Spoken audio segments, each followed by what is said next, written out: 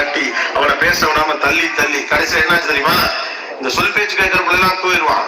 ஆனா வீட்டுக்கு ஒவ்வாத பிள்ளைன்னு சொன்னவன், அவனா யோசிச்சு செஞ்சவன், அதிக பிரசங்கன்னு பேர் வாங்கின ஒருத்தன் தான் கடைசி வரைக்கும் என்னுடைய தாயையும் தந்தையை கூட இருந்து காப்பாற்றுவான். ஏன்னா அவன் சொந்தமா யோசிக்கலாம். உங்களுக்கு சொல் பேச்சு கேட்கும் பிள்ளை வேண்டுமா, சொந்தமாக சிந்திக்கும் பிள்ளை வேண்டுமா, நீங்க தான் முடிவெடுக்கும். அப்ப பிள்ளைகளை சற்று விலகுங்க. இது மூன்றாவது, எங்கே போகிறோம் நாம். பிள்ளைகள் கூடவே கையை படிச்சுட்டு போய் கடைசியில கரை சேர்த்துணும் தயவு செஞ்சு நினைக்காதீங்க. அப்படியான ஒரு வாழ்க்கை முறை இல்லை. வாட் த நெக்ஸ்ட் பிக் திங்னே தெரியல இல்லையா.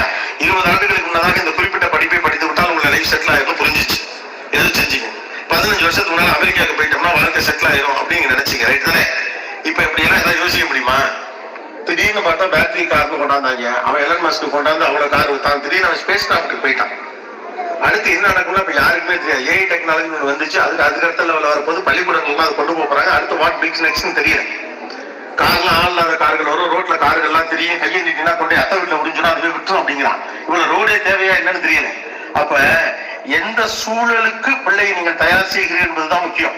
நீங்க ஒரு ரோட் மேப்பை போட்டு பிள்ளைங்களுக்கு கொடுத்து அதுல கடைசி வரைக்கும் கையை பிடிச்சு கொண்டு விட்டுட்டு பிள்ளைகளை பத்திரமா பாதுகாத்துடன் பேர் வாங்கி இப்படிப்பட்ட பெற்றோர்கள் எங்கள் உலகம் பார்க்க முடியாது. எங்களுக்கு வேற எங்கும் கிளைகளில் நம்பிக்கை நாளையும் கைராசின்னு சொல்றது ஒரு புண்ணியமும் இல்லை.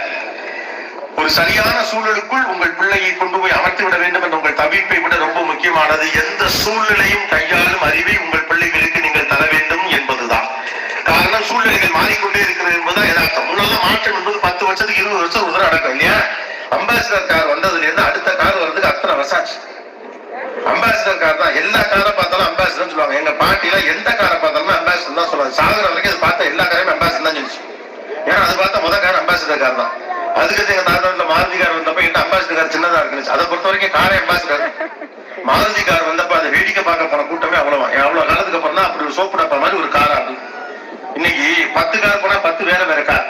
10 காருமே நமக்கு பிடிக்கல. எந்த டிசைனுமே நல்லா இல்லைங்கிறோம். அவ்வளவு போயிட்டா மாதிரி செல்போன் ஒண்ணு வாங்கிட்டு வெளியில வந்து ஃப்ரெண்டுக்கு போன் பண்ணி மச்சான் இந்த செல்போன் வாங்கியிருக்கேன் அப்படின்னா என்னடா இதை வாங்கிட்டேன் நாளைக்கு வேற வருதுறாங்கிறாங்க. மாற்றம் என்பதெல்லாம் அவ்வளவு கால இடைவெளிக்கு பிறகு வந்து கொண்டிருந்தது. இன்னைக்கு மாற்றம் என்பது டக்கு டக்கு டக்கு டக்குன்னு நடக்குது.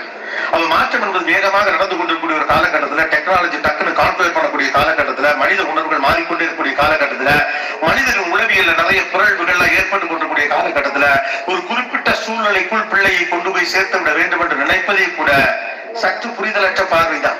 எந்த சூழ்நிலையாக இருந்தாலும் பிள்ளையால் அதை கையாள முடியும் என்ற நம்பிக்கையை தருவதுதான் நம்முடைய வேலையாக இருக்க வேண்டுமே ஒழிய சரியான ஒரு சூழ்நிலையை பிள்ளைக்கு உருவாக்கி கொடுத்து விட வேண்டும் என்று நினைச்சீங்கன்னா அந்த சூழ்நிலை சின்னதாக பிளவுபடுகிற போது அடிபட்டு போகும் இல்லையா. முன்னாலாம் ஒரு தொழில்னா அது அப்படியே இருக்கலாம். இன்னைக்கு டெக்னாலஜி வந்து எல்லாத்தையும் தின்னுட்டு போயிருக்கு. பேஜர்னு ஒரு கருவி இருந்துச்சு. யாருக்காவது நீங்க தெரியுமா? யாரெல்லாம் பேசுவாங்களே பாருங்க. பேஜர் யூஸ் பண்ணேன்னு சொல்றவருக்கு தலையெல்லாம் மண்ண வெள்ளையா. அப்படி ஒரு கருவி இருந்ததே தெரியாது. நாங்கெல்லாம் அந்த பேஜர் வெளியில தெரியணுங்கிறதுக்காக அந்த பெல்ட் மேல சொருகிருப்போம். அதுக்கு ஒரு கவர்லாம் வச்சிருப்போம். செல்போன்லாம் இருக்குல்ல மாதிரி. அந்த பேஜர்ல யாருக்குமே தெரியாத பேஜரு அப்படி ஒரு பெரிய கருவி இருந்துச்சு. பேஜர் இருந்தப்ப டெக்னாலஜி உச்சம் அப்படின்னு நாங்களாம் பேசிட்டு தான் உண்டு. என்ன செய்யறோம்னா இங்க இருந்து ஒருத்தர் கூப்பிட்டு நீங்க மெசேஜ் அனுப்பணும். கூப்பிட்டு போன்ல சொல்லணும் I will meet you in this particular theater at 4:30 PM அப்படின்னு அவன்கிட்ட சொல்லிட்டீங்கன்னா அவன் டைப் பண்ணுவான். அந்த பேஜுக்கு மெசேஜ் பண்ணி நீங்க போன் பண்ண வேண்டாம். இது அவன்கிட்ட சொல்லணும். ஆனா அவனுக்கு அனுப்புவான் மெசேஜ். இது உலகமாக கருவியின் பேர். பிரஸ் மீட் at 4:30 அப்படின்னு சொல்லிட்டு ஒரு மெசேஜ் அனுப்பா டக்கு எடுத்து பார்ப்பேன். ஒரு மெசேஜிங் அது மெசேஜ் அதுல வரும். அதுக்கு நீங்க போன் பண்ணி சொல்லணும். அந்த மெசேஜ் அவன் டைப் பண்ணுவான். இந்த கருவியெல்லாம் ஆக பெரிய கருவி இருக்குன்னு நினைச்சான். அதுக்கு கட் பண்ணோம்னா அப்படி ஒரு கருவியே இல்லாம பேஜரே அழிச்சே பேஜரே தேவைப்படாது. 15 வருஷத்துக்கு முன்னால நீங்களாம் என் ஃப்ரெண்ட் எல்லாம் பாத்தீங்கன்னா அந்த பேஜ் டேட்ல ஒரு பிள்ளைய லவ் பண்ண அந்த பேஜ் வச்சிருக்கப்ப இந்த பிள்ளைக்கு ஐ லவ் யூ மெசேஜ் அனுப்புவான். 5 நிமிஷம் கழிச்சு அந்த பிள்ளை ஐ லவ் யூ மெசேஜ் அனுப்பும். இவன் இங்க இருந்து மறுபடியும் இந்த பிள்ளைக்கு நான் வந்து உனக்கு 1000 முத்தங்களும் 100 பூக்களும் பரிசாக தருகிறேன்னு ஏதோ ஒன்று அனுப்புவான். அவன் வந்து அந்த பிள்ளை 10,000 முத்தங்களும் 10,000 பூக்களும் பரிசாக தருகிறேன் அதை என்கிட்ட காட்டுவான். நான் சொல்லுவேன் இப்ப முத்தம் முத்தது யாரா? நீ சொன்னது அவன்கிட்ட. அந்த பையன் தான் அவன்கிட்ட சொன்னான். அவன் மறுபடியும் 1000 முத்தம் கொடுத்தது அவனுக்கு தான். அது உனக்கு வந்ததே ஓசிதானா? ஆமா மாப்பிள்ள அப்ப இதெல்லாம் இதுல அனுப்பக்கூடாது. அதுக்கப்புறம் பார்த்தா இதுக்கு நான் பேஜர் நானே போன் பண்ணி சொல்றேன்டா அப்படின்னு. இன்னொரு காலகட்டம் அந்த பேஜர் கருவி எங்க போச்சுன்னு தெரியும். செல்போன் வந்தப்ப அது இருக்கும் ஒரு 2 கிலோ. அது மேல் சட்டை போட்டோம்னா சட்டையெல்லாம் எப்படி இருக்கும். கையை கீழே இறங்கி எரிக்சன் ஒரு போன் கிட்டத்தட்ட ஆண்டனா வச்சு டிவி மோட்டோட பெருசா ஒரு கால் பண்ணுனீங்கன்னா 18 ரூபா, கால் வந்துச்சுன்னா 20 ரூபா. எந்த கால் எடுக்கவே மாட்டேன். ஆனா போனை வச்சே இருக்கும் கையில. அது கடுக்கு எங்க வைக்கணும் தெரியாது. தொலைஞ்சிச்சு சொத்தே அழிஞ்சதுக்கு சமானம். அந்த செல்போன் வந்தப்பெல்லாம் அது ஒரு பெரிய விஷயம் போல இருந்தது. அதுக்கடுத்தலாம் பாத்தீங்கன்னா அப்பெல்லாம் ஒரு முக்கியமான ஜோக் அடிப்பாங்க. ஏன் ஒரு போன் பண்ணி யார் பேசுறேன்னு சொல்லு அப்படிமா, கடுப்பா அப்ப நம்ம ஒரு ஜோக் சொல்லுவோம், என்ன டெலிபோன்ல மூஞ்சி தெரியுமா, அறிவில்லை அவங்களுக்கு கோபமா கேட்கும். நீங்க கேட்க முடியுமா? நீங்க எங்க இருக்கீங்க, உடனே வீடியோ கால்ல வாடுறாங்க. இன்னும் சொல்ல போனா அம்மா கிட்ட கரெக்டா பையன் சொல்லிட்டு போறான், 7ஆம் கிளாஸ் படிக்கிறேன். அப்பா ஆபீஸ்ல இல்லாம பாரு கூகுள் மேப்ல கேட்டு கிட்டத்தட்ட அந்த டீ கடை வாசல காட்டுறான், இதான் நிக்கிறாரு வரிதான் அப்பா. இந்த புள்ளிதான் அப்பா பக்கத்துல நிக்கிறது, அது குமரேசன் மாமா 2 பேரும் தான் ஒன்னா டீ குடிச்சு வாங்கிக்கலாம். 1 லட்சம் ரூபாய் போன் வச்சிருக்க அப்பாவுக்கு ஜிபிஎஸ் ஆன் பண்ணி விட்டு கனெக்ட் பண்ணிட்டாங்கிற விவரமே தெரியும். ரைட்டா? நினைச்சீங்களா இது வரும்னு? ஒரு முறை ஒரு படம், பிரபலமான படம் டிவியில ஓடிட்டு இருந்துச்சு. நானும் என் பொண்ணு உட்காந்து பார்த்துட்டு இருந்தோம். அது அந்த படத்துக்கு கிளைமேக்ஸ் என்ன அப்படின்னு கேட்டீங்கன்னா, கதாநாயகன் போன் பண்ணுவாரு, அந்த நேரம் பார்த்து அந்த பொண்ணு போன் எடுத்துரும். முக்கியமான கிளைமேக்ஸ் பதில் சொல்ல வேண்டிய இடம். இவர் போன் பண்ணல, அவங்க எடுத்துருவாங்க, என்கேஜ் சென்னு 2 பேருமே வச்சுருவாங்க. வச்சுருவாங்க, டக்குன்னு இவங்க போன் எடுத்து போன் பண்ண பார்ப்பாங்க, அவர் போன் எடுத்துருவாரு, போன் எடுக்க மறுபடியும் என்கேஜ். அதே மாதிரி இவர் பண்ணுவார், அவன் என்கேஜா இருக்கும், அவர் முன்னாடி இவர் என்கேஜா இருக்கும். அப்படியே அந்த சீன் அப்படியே பரபரப்பா பார்க்கிறேன். ஏன்னா நான் காலேஜ் படிக்கிறப்ப ரசிச்சு பார்த்த பரபரப்பான ஒரு கிளைமேக்ஸ். என் பொண்ணு பக்கத்துல இருந்து பார்த்தவன், ஏன்பா அப்படி பண்றாங்க, செல்ல கூட்டா என்ன அப்படின்னா, அவகிட்ட நான் எப்படி சொல்றது? அப்ப செல்போன்னே ஒண்ணு இல்ல, செல்போன் இல்லாம இந்த உலகம் வாழ்ந்துச்சுங்க. சோ வாட் பிக்ஸ் நெக்ஸ்ட் நமக்கு தெரியாது இல்லையா? கியரை போட்டு இப்படி இப்படி இழுத்தோம், ஆட்டோமேட்டிக்னாங்க, பெட்ரோல் விலை கூடனாங்க, ஈவின்னாங்க. ஈவிக்கு எடுத்து என்ன வர போகுது தெரியல. நான் இப்போ அமெரிக்காவுக்கு போயிருந்தப்ப நம்ம தமிழ் பையன், உங்க ஊருக்கார தான், பொள்ளாச்சிக்கார பையன் ஒருத்தர் வந்து சொந்தமா பிளைட் வச்சிருக்காப்ல. ஓகே, அது என்னன்னு கேட்டா, அந்த அவர் பிளைட்ல இன்ட்ரெஸ்ட், எனக்கு ஊர்ல இருந்தாங்க ஆசை, எங்க ஊர் பக்கம் உங்க லாங்குவேஜ் அப்படியே பேசாப்ல. நிஷாந்த் பேர் அந்த பையன். அவர் என்கிட்ட வந்து மெயில அனுப்பியிருந்தாப்புல, நீங்க சார்லெட் வரீங்களா, உங்களை ஒரு முறையாவது என்னோட பிளைட்ல கூட்டி போனா அவட போனேன். எனக்கா பையன், அவன் நம்ம கையிலே கொடுத்தாங்க. பக்கத்துல மைக்கேல் ஒரு பையன் ஓட்டுறானே அப்படிங்கிறான். நான் தானே இருந்தா பூமிக்கு இல்லைன்னா சாமிக்கு அப்படின்னு ஏறி ஓட்டினேன். உண்மையிலே சொல்றேன், இருக்கிறதே ஓட்டுறது ஈஸியா இருக்கு. அதுதான் எங்களுக்கு நாள் வழி, ஒரு பிரச்சனை இல்ல, டிராபிக் ப்ராப்ளம் இல்ல, ஒண்ணுமே இல்ல. அவர் நம்பிக்கையா சொல்றாப்புல, நாளை எல்லோரும் இது போன்ற சின்ன சின்ன பிளைட்டுகள் வழியாக இந்த உலகத்தில் பறப்பதற்கான வாய்ப்பு இருக்கு. எந்த டிராபிக் அவன் மாடியில கிளம்பிட்டாரா, வாடா ஸ்கூலுக்கு வந்துறாரு, மொட்டை மாடல இறக்கிட்டு உள்ள டப்புனு குதிச்சாங்கன்னா கிளாஸ் ரூம் வருமா என்னமோ தெரியல. என்ன நடக்க போனது இல்ல. இந்த லட்சணத்தில் பிள்ளைகளுடைய 25 ஆண்டு கால திட்டம் எல்லாம் நீங்கள் போடுவது எந்த வகையில் ஒர்க் அவுட் ஆகும் தெரியல. அப்ப பிள்ளைகளை கடைசி வரைக்கும் கையை அழைத்து பிடிச்சு கொண்டு போய் ஒரு இடத்துல நிறுத்தணும் முயற்சி பண்ணாதீங்க. அது பிள்ளைகளை சாலை பிள்ளை ஆக்கிவிடும். எந்த சூழலையும் கையாளுவதற்கான அறிவை தருவதுதான் நீங்கள் பிள்ளைகளுக்கு செய்ய வேண்டிய பெரும் கடமையை ஒழிய அவர்களுக்கு ஒரு நல்ல வாழ்க்கையை, நல்ல பணக்கார வாழ்க்கையை உருவாக்கி கொடுத்து நினைக்காதீங்க. நாளைக்கு இப்படி கொடுத்துக்குள்ள அது போயிடும். டெலிபோன் குத்து வச்சு எவ்வளவு பேர் படிச்சுட்டு இருந்தோம். டெலிபோன் குத்து இல்ல. டைப் ரைட்டிங் படிச்சா கவர்மெண்ட் உத்தியோகம்னாங்க, டைப் ரைட்டிங்கே இல்ல. ஒத்த வரல என் ஆபீஸ் பட பட பட பட நடிக்கலாம். நான் 1000 முடிச்சவன், நான் தடுமாறேன். அவங்க ஒரே வரல அடிக்க பார்த்துக்கிட்டாங்க, அவ்வளவுதான். இன்னும் ஒரு லெவலுக்குள்ள போனா என் ஆபீஸ்ல இன்னொரு பையன் இருக்கான், புதுசா வேலைக்கு சொன்ன. அவன் எப்ப பார்த்தாலும் இயர்போன் போட்டு பேசிக்கிட்டே இருப்பான். ஏன்டா போன் பேசிக்கிட்டே இருக்கான்? இல்ல சார் கூகுள்ல டைப் பண்ணிட்டு கேட்கறான். பார்த்தா சொல்ல சொல்ல கூகுள் டைப். போன்ல ஐபோன்ல சிரின்னு ஒரு ஃபெசிலிட்டி இருக்கு. அந்த சிரி எந்த லெவலுக்கு மாறிடுச்சு டெக்னாலஜினா, அன்னைக்கு எனக்கு தெரிஞ்ச ஒருத்தர் ஸ்ரீ அப்படிங்கிறாரு, அது பதில் சொல்லு. நான் ஐயோ எப்படியா சிரிட்ட ஸ்ரீங்கிற பதில் சொல்லுங்க தெரியல, நமக்கு சிரி சொல்லவில்லை, ஃபர்ஸ்ட் எல்லாம் பதில் சொல்லாது. இப்ப ஸ்ரீன்னு கேட்டதுக்கு பழகிருச்சு.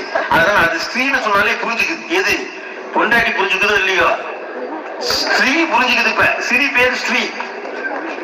எல்லாரும் இந்த அலெக்சான்னு ஒண்ணு வச்சுக்கிட்டு தெரியுறாங்க. மணி என்னன்னு கேட்டா கூட கிளாக்க பார்க்கல, அலெக்சா வாட்ஸ்அப் டைம் உட்கார்ந்து பதில் சொல்லுது பிள்ளைய. அப்ப அப்படி இருக்கக்கூடிய தொழில்நுட்பம் மாறிக்கொண்டே இருக்கக்கூடிய இந்த காலகட்டத்தில் பிள்ளைகளுக்கு தேவைப்படக்கூடிய அறிவு என்பது சூழலை கையாளும் அறிவு தான், பொருட்களை கையாளும் அறிவல்ல. யூடியூப்ல சொந்தமா அது வீடியோ போடுறதுன்னு பெருமை பீத்துறதெல்லாம் இங்க ஒண்ணுமே கிடையாது. இன்ஸ்டாகிராம்ல என் பிள்ளைக்கு அக்கௌண்ட் இருக்கு தெரியுமான்னு சொல்றதெல்லாம் ஒண்ணுமே கிடையாது. உங்க பிள்ளையால இன்ஸ்டாகிராம் மாதிரி ஒண்ணு உருவாக்க முடிஞ்சாதான் அது அறிவு இல்லையா? பேஸ்புக் மாதிரி ஒரு ஹேண்டல் உருவாக்க முடிஞ்சாதான் அறிவு. எக்ஸ்தலம் மாதிரி ஒரு தளத்தை உருவாக்க முடிந்தால்தான் அறிவு. 50 லைக்ஸ் கிடைச்சதுக்காக நீங்க சந்தோஷப்படுற ஜெனரேஷனா இருந்துட்டு போங்க. உங்க பிள்ளைகளுக்கு அதுதான் அறிவு என்று நாங்கள் நம்ப வச்சுட்டீங்கன்னா பிள்ளைகள் போக வேண்டிய பாதை புரிந்து கொள்ளாமல் போய்விடும். 4வது இருந்த நம்பிக்கை இப்ப ஏன் பிள்ளைகள்கிட்ட இல்ல? 4வது எங்க போகிறோம்? இதுதான். 7 பிள்ளைகள் இருந்த போதுதான் அவங்க அப்பாக்களை இவ்வளவு பயப்பில்லை. ரைட்டா? ஒத்த பிள்ளை வச்சுக்கிட்டே இவ்வளவு பயம். ஐயோ பிள்ளை என்ன ஆகும், இந்த நேரம் பிள்ளை என்ன செஞ்சுக்கிட்டு இருக்குமோ. முன்னாலும் வீட்டுக்காரர் இந்த கல்யாணம் பண்ணா 11 மணிக்கு ஆபீஸ்ல வீட்டுக்காரர் என்ன பண்ணிட்டு இருப்பாரு, 12 மணிக்கு என்ன பண்ணிட்டு இருப்பாரு, ஒண்ணும் பண்ணிட்டு இருக்க மாட்டார். சும்மா சிஸ்டம்ல இருந்து சீட்டு விளையாடிட்டு இருப்பாரு. இருந்தாலும் கூட இவர் என்ன பண்ணிருப்பாரு, சாப்பிட்டுப்பாரா இல்லையா? 11 மணிக்கு எல்லாம் கேட்குது சாப்பிட்டீங்களா இல்லையா? ஏமா இப்ப தரமா ஆபீஸ்க்கு வந்து அதுக்குள்ள நம்ம சாப்பிட்டேன்னு கேட்கிறேன். Obsession towards that. அந்த ஆண் வீட்டுடைய பிரெட் விண்டர் மேல ஒரு அப்செஷன், இந்த மாதிரி இப்ப பிள்ளைகள் மேல அப்செஷன். பிள்ளை இப்ப சாப்பிட்டு இருக்குமா, தூங்கி இருக்குமா, எங்களுக்கு கிடக்கட்டுமே, செத்ததான் பட்னி கிடக்கட்டுமே, கீழே விழுகட்டுமே, அடிபடட்டுமே, முட்டி சலாய்க்கட்டுமே.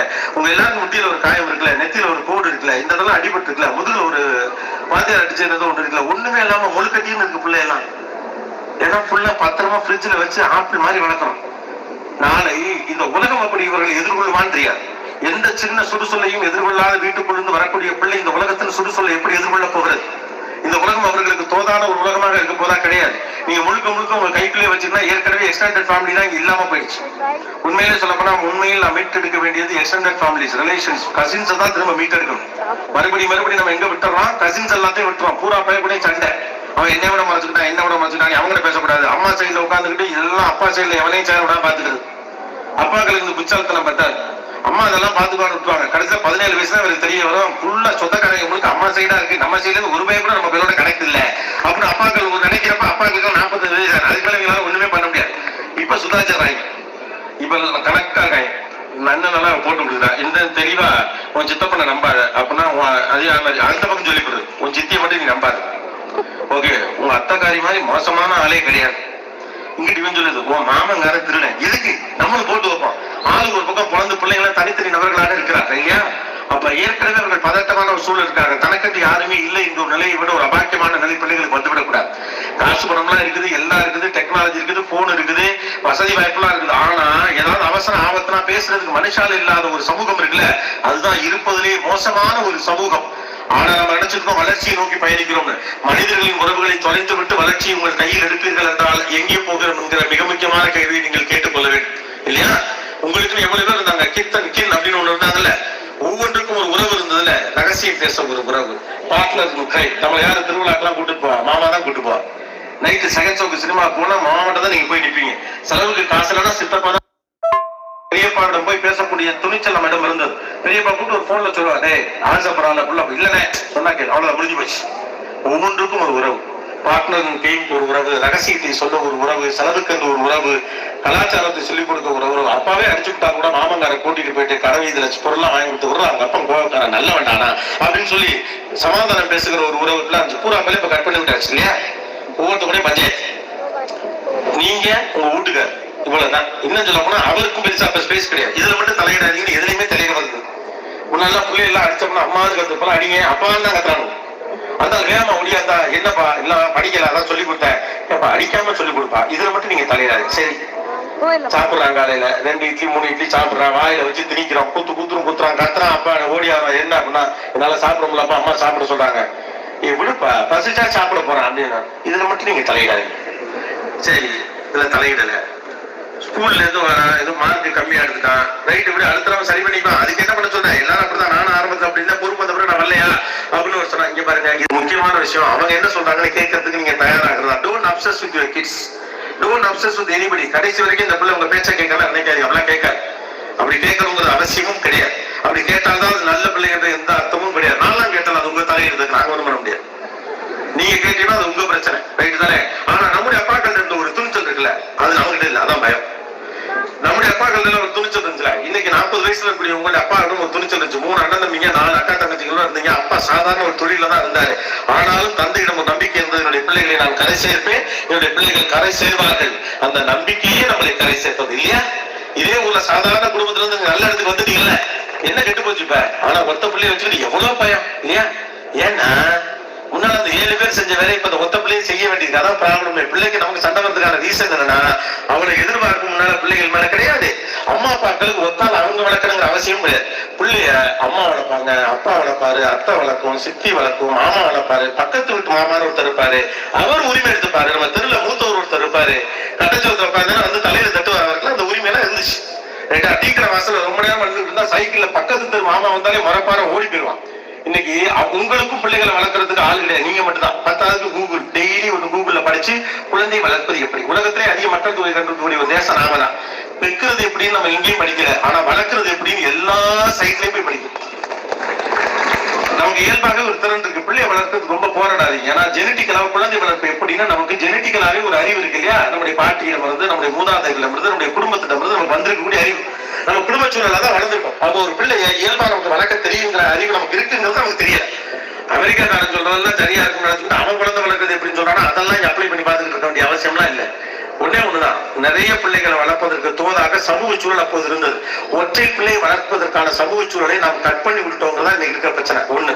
2வது, 6 பிள்ளை இருந்த இடத்துல 1 பிள்ளையோ 2 பிள்ளையோ இவன் 6 பிள்ளை செஞ்ச வேலையை ஒரே பிள்ளை செய்ய முடியாது. நல்லா படிக்கணும், நல்லா விளையாடணும், நல்ல பேர் எடுக்கணும், அவனே எல்லாத்தையும் ஜெயிக்கணும், அப்படியே ஊர் மெச்சம் இருக்கணும், எல்லாம் பண்ணணும், பெரியவங்களை பார்த்தா வணக்கம் சொல்லணும், பக்தியோட இருக்கணும், அப்புறம் பெரியவங்களுக்கு நமஸ்காரம் பண்ணணும், எந்த கெட்ட பழக்கமும் இருக்கக்கூடாது, அமைதியா இருக்கணும், ஸ்கூல் ஃபர்ஸ்ட் எடுக்கணும், ஸ்டேட் ஃபர்ஸ்ட் எடுக்கணும், ஸ்போர்ட்ஸ்ல ஃபர்ஸ்ட் கிழிக்கும், ஓடி போயிடுவான் 5 வயசுல. எப்படி ஒருத்தர் செய்வோம்? அவங்களுக்கு செய்ய முடியுமா? Don't get obsess. இந்த பிள்ளைகளுக்குள்ளதான் முடியும், அவ்வளவுதான் முடியும், வரட்டும், அவங்களுக்கு ஒரு நேரம் கொடுங்க, டைம் கொடுங்க. இதெல்லாம் என்னன்னு கேட்டாலும் நம்ம இந்த எங்க போறோங்கிற ஒரு கொஸ்டின் இருக்குல்ல, நீங்களாம் சரியான பாதையில போறோமான்னு யோசிச்சுக்கிட்டே தவறான பாதையில போறோமான்னு கவனி. வேகமாக ஓடுவதால் நீங்கள் சரியான பாதையில் பயணிப்பதாக அர்த்தமில்லை. மற்றவர்களை தாண்டி ஓடுவதால் நீங்கள் சரியான பாதையில் பயணிப்பதாக அர்த்தமில்லை. இன்னொருவரை வதைத்து அவரை இழுத்துச் செல்வதால் அந்த பாதையில் நீங்கள் சரியாக போய்விட்டீர்கள் என்ற அர்த்தமில்லை. நீங்கள் திரும்பி பார்க்கிற போது எல்லோரும் தொலைவிலே வந்து கொண்டிருப்பதால் நீங்கள் முன்னேறி போய்விட்டதாக அர்த்தமில்லை.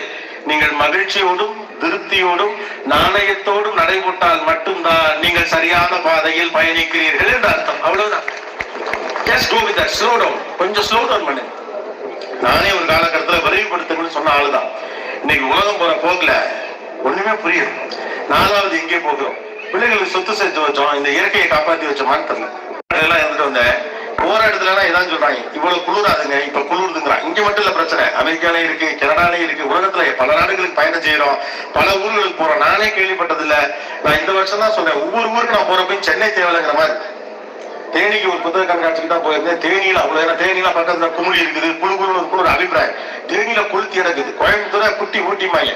சரி, ஏற்காட்டுக்கு என் பொண்ணு கேம்புக்கு போயிருக்கு. 42 டிகிரியா ஏற்காடுல மத்தியானம். நான் நினைச்சுட்டு ஒருவேளை மழையினால சூரியன் பக்கத்துல வந்து அடிக்கலாம் தெரியலையா அப்படின்னு.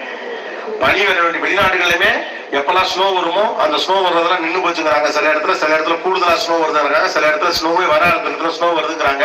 இந்த நேரம் 21 டிகிரி இருக்கணும்னு சொல்ற இடத்துல 15 டிகிரி தான் இருக்குது. இந்த நேரம் இந்த இடத்துல 14 டிகிரி தாங்க இருக்குன்னு சொல்ற இடத்துல 27 டிகிரி இருக்குது. நீங்களே சந்திக்காத வெப்பநிலையை பாக்குறீங்க. அப்ப என்ன பண்றோம்? பிள்ளைகளுக்கு பணங்காசெல்லாம் சேர்க்கிறோம், கார் பணம் எல்லாம் சேர்க்கிறோம், பிக்சட் டிபாசிட் எல்லாம் சேர்க்கிறோம். உலகத்தை சேர்க்கிறோமா? இந்த உலகம் என்பது நீங்கள் உங்கள் பிள்ளைகளுக்கு கொடுக்க வேண்டிய சொத்து, நீங்கள் வாங்கி இருக்கிற கடன் அப்படின்னு சொல்றாங்க. இது நம்ம வாங்கி இருக்கிற கடன், இதை அவங்களுக்கு திரும்ப கொடுக்கணும்ல. அவங்க இது எல்லாத்தையும் எக்ஸ்ப்ளோர் பண்ணிவிட்டு எல்லாத்தையும் யூஸ் பண்ணிட்டு அவங்க கரெக்டா அவங்க கையில கொடுக்குறமா நீங்க ஓடிங்க. நம்ம கண் பார்வையில் இது நேரடியாக இல்லாத காரணத்தினாலே அதுக்கு நமக்கு பொறுப்பு இல்ல அப்படிலாம் யோசிக்க முடியாது. இது பற்றின புரிதல் இப்ப இருக்கக்கூடிய பிள்ளைகளுக்கு கூடுதலாக இருக்கிறது. நமக்கு அது பெருசா இருக்கா அப்படிங்கிறதே தெரியல. பிள்ளைகள்லாம் தப்பா சொல்லி இருந்தா டிராபிக் சிக்னல் நிக்கக்கூடிய ஆட்களாகத்தான் நம்ம இருக்கிறோம். கால் கதவை தெரிஞ்சு இச்சித்து போறப்ப அப்பா டோன்ட் ஸ்பீட்னு பிள்ளைங்க சொல்லுது. பிள்ளைங்கள்ட்ட ராங்கான மாடல் ஆயிடக்கூடாதுங்கிறதுக்காகத்தான் நிறைய பேர் கவுனிக்கிறாங்க. இப்பெல்லாம் குறைஞ்சபட்சம் பிள்ளைகள் நம்ம இந்த இடத்துல கண்ட்ரோல் பண்ணிடுச்சு.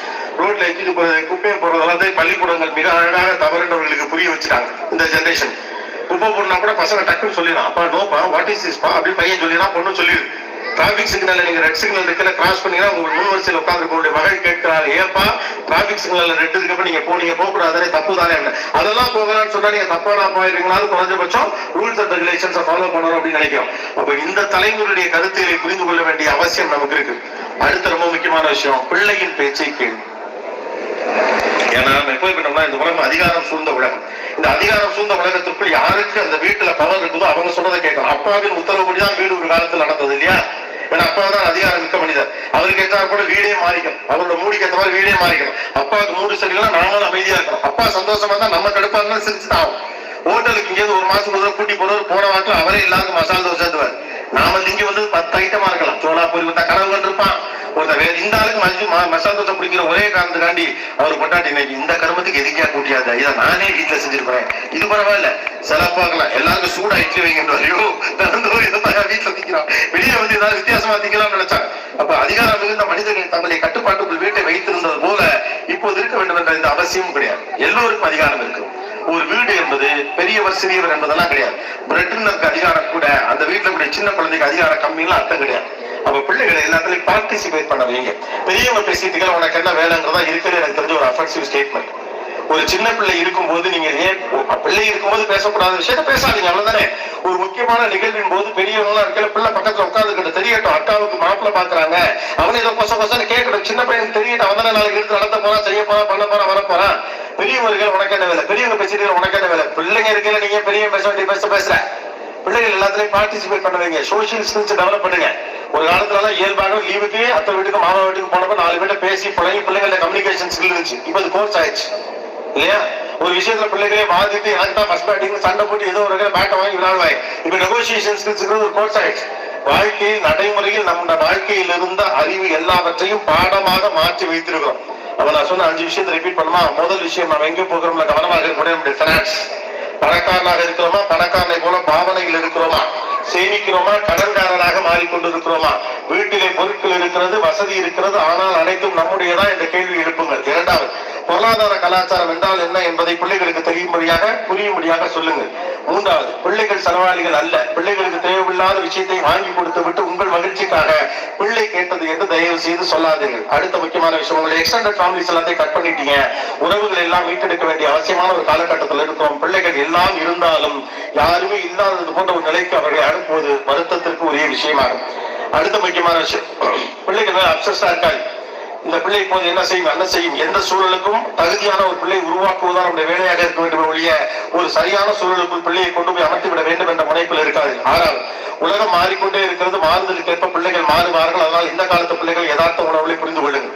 ஏழாவது, ஆர்டிகுலேஷன் ஸ்கில்ஸ். நம்ம பிள்ளைகள் நல்ல அகாடமிக் ஸ்கில்ஸ் கூட்டிகிட்டே இருக்கு, ஆனா ஆர்டிகுலேஷன் ஸ்கில்ஸ் தான் ரொம்ப முக்கியமா இருக்குது. ஆர்டிபிஷியல் இன்டெலிஜென்ஸால பண்ண முடியாத வேலைகள் எல்லாத்தையும் பிள்ளைகள் செய்யணும்னா அவர்களை பேசுவதற்கு அனுமதியுங்கள். இன்னோவேஷன் இல்லாமல், தவறு என்று அடுத்த விமர்சிப்பார்கள் என்ற கவலை இல்லாமல் பேசக்கூடிய புரிதலை வையுங்கள். எட்டாவது, நம்பிக்கையோடு இருங்கள். எதிர்காலம் நமக்கானதாக இருக்கும் என்ற நம்பிக்கையோடு பாருங்கள். நம் தந்தையிடம் இருந்த முரட்டுத்தனமான ஒரு நம்பிக்கை நம்மிடம் இல்லாமலே இருந்து கொண்டிருப்பது, அதன் மீது கவனமாக இருங்கள். ஒன்பதாவது, பிள்ளைகள் மகிழ்ச்சியாகவும் சந்தோஷமாகவும் நிம்மதியாகவும் வாழ்ந்தால்தான் அது வெற்றி. வெறும் பணத்தின் வழியாக வாழுவது வெற்றி அல்ல. கடைசியான விஷயம், நீங்கள் முன்னேறி இருப்பதாக அர்த்தமில்லை. கரெக்டான பாதையில் பயணிக்கிறோமா என்று ஒவ்வொரு முடிவு எடுக்கும் போதும் கவனித்துக் கொள்ளுங்கள். சந்திர காற்று நம் ஜன்னலில் வீசட்டும், சரித்திரம் நாளை நம் சாதனை பேசட்டும். நன்றி, வணக்கம். தேங்க்யூ.